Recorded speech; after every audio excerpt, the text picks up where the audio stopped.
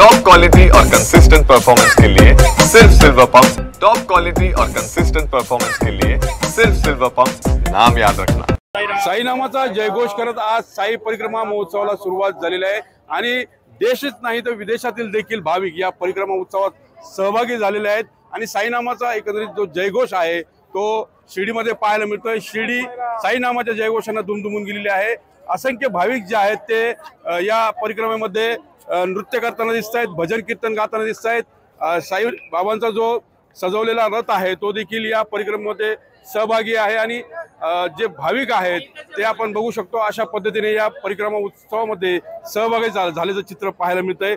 साईबाबांनी शिर्डीमध्ये जवळपास 60 वर्ष वास्तव्य केलं आणि त्यांच्याच स्मरणार्थ ही परिक्रमा जी आहे ती केली जाते। दरवर्षी हजारो भाविक या परिक्रमा महोत्सवामध्ये सहभागी होतात आणि साईनामाचा जयघोष जो आहे तो शिर्डीमध्ये पाहायला मिळत असतो।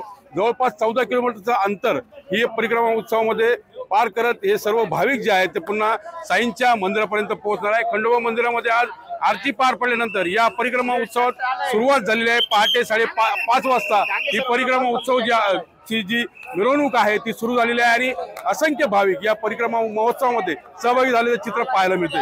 मनोज गाडेकर, TV9 मराठी, शिर्डी, अहिल्यानगर।